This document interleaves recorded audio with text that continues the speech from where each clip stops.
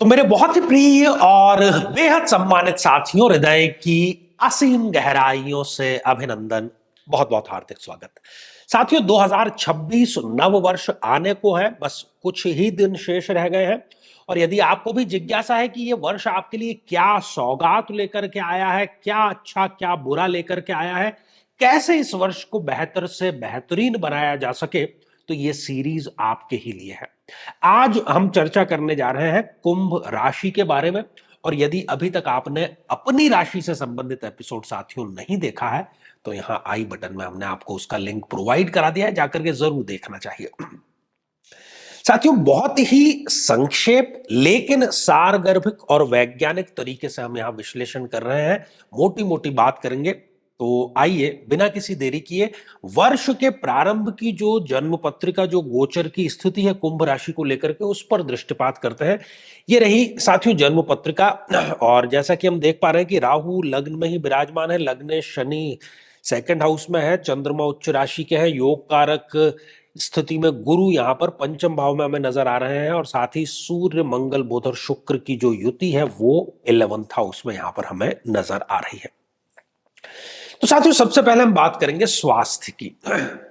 स्वास्थ्य को लेकर के ये जो वर्ष है ये बहुत अच्छा नहीं रहने वाला है, क्योंकि रोगेश का चतुर्थ भाव में जाना, वो भी उच्च राशि के होकर के, तो न केवल स्वयं के स्वास्थ्य बल्कि अपनी माता के स्वास्थ्य और पिता के स्वास्थ्य को लेकर के भी ये जो वर्ष है ये चिंता का विषय आपके लिए लेकर के आएगा। जो अस्पताल के खर्चे हैं उसको ये बढ़ाने वाला साबित होगा। साथियों, साढ़े साती का असर भी इस वर्ष है। और जो बुरी आदतों का पहले से ही सेवन करता है, किसी नशे का सेवन करता है, खान पान का जो ख्याल नहीं रखता है, एक्सरसाइज से दूर रखता है, तो उन सब बुरी आदतों का परिणाम ये समझो कि 2026 में आपको मिलना शुरू हो जाएगा, और वो भी 27 जुलाई के बाद में। तो आपको सलाह यही है कि अभी भी कुछ नहीं हुआ, देर आइए लेकिन दुरुस्त आइए, और आज से ही जुट जाइए अपने व्यायाम और पोषण के लिए कदम बढ़ाने में। साथियों, बात यदि हम व्यवसाय की करें, तो जो शिक्षा जगत से, एजुकेशन के फील्ड से डायरेक्टली या इनडायरेक्टली जुड़े हुए लोग हैं, उनके लिए बहुत अच्छा समय 2026 में लेकर के आया है। वो नया व्यापार शुरू कर सकते हैं। व्यापार यदि पहले से ही कर रहे हैं, व्यवसाय यदि पहले से ही कर रहे हैं, तो उसको वो विस्तार जरूर प्रदान करेंगे। और जो एजुकेशन के फील्ड में कार्यरत है, नौकरी पेशा है, वो भी प्रमोशन पा सकते हैं। और जो पहले से प्रमोशन जिनका रुका हुआ था, वो इस वर्ष उनका हो अवश्य जाएगा। इसके अलावा ऐसे लोग जो कि विदेश जाकर के नौकरी करने के इच्छुक थे, तो उनके लिए भी ये राह 2026 जो है वो आसान अवश्य ही कर देगा। परिवार की यदि मैं बात करूं, तो जो रिश्ते हैं उसमें यदि कोई खटास थी, कोई विवाद था, तो वो इस वर्ष सुलझ अवश्य जाएगा। कुल मिलाकर के मधुर रहने वाला है ये वर्ष। और बड़ी खुशखबरी की संतान योग गुरुदेव इस बार लेकर के आए हैं। और न केवल पहला, यदि एक संतान है और आप चाहते हैं कि दूसरा संतान आप प्लान कर रहे थे, तो वो भी आपको इस वर्ष खुशखबरी के रूप में अवश्य ही मिलेगा। और हर एक स्थिति में परिवार का सहयोग ये वर्ष आपके लिए लेकर के आएगा। साथियों, यदि आप साइंस के विद्यार्थी हैं, साइंस की किसी भी स्ट्रीम के, बहुत वास्ट है आजकल साइंस का, तो उसमें नए अवसर विद्यार्थियों के लिए है। नए संस्थान में एडमिशन इस वर्ष आपका अवश्य हो जाएगा। इंटर्नशिप यदि करना चाहते हैं तो वो बहुत अच्छे और रेपुटेड संस्थान में आपकी हो जाएगी।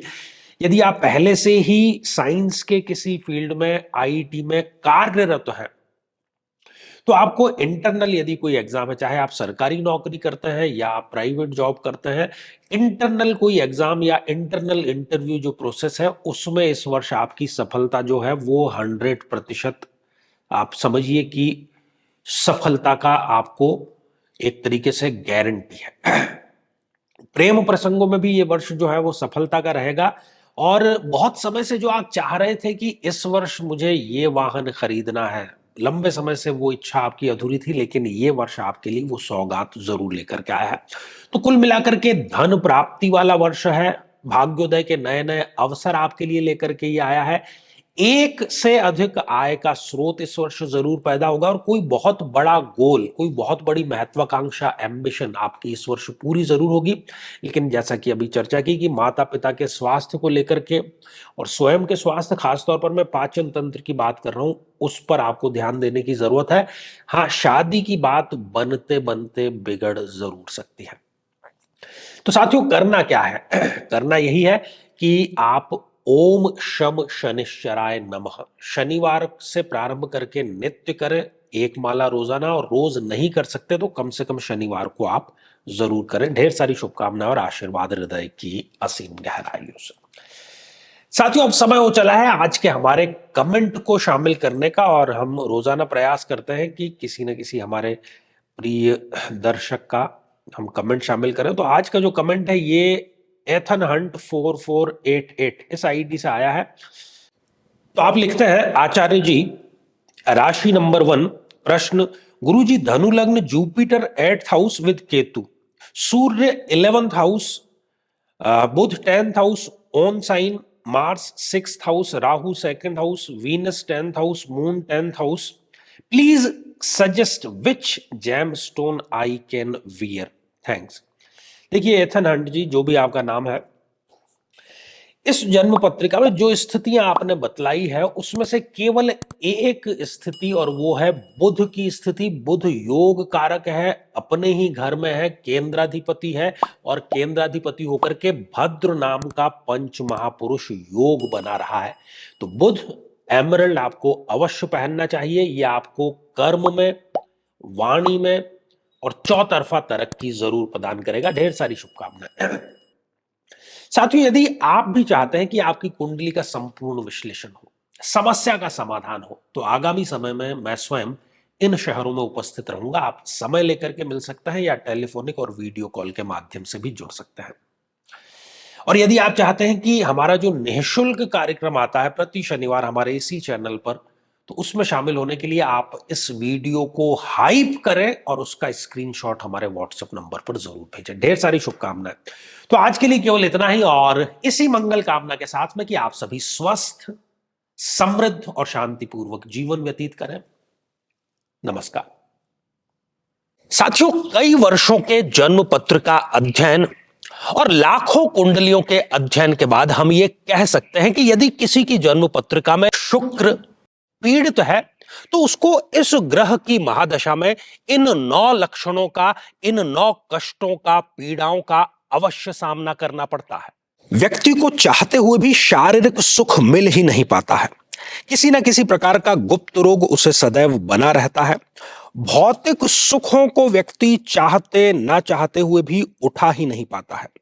गुर्दे अर्थात किडनी का कोई ना कोई रोग होना, बहनों को स्त्रीजन्य रोग होना, व्यक्ति अपनी हैसियत से ज्यादा फिजूल खर्ची में खर्च जरूर करता है, दाम्पत्य जीवन में तलाक तक की स्थिति उसके बन जाती है, व्यक्ति वासनाओं के प्रति कुंठित ही रहता है, और बड़ी चीज कि शादी योग्य उम्र होते हुए भी व्यक्ति का विवाह ठीक समय पर संपन्न नहीं हो पाता।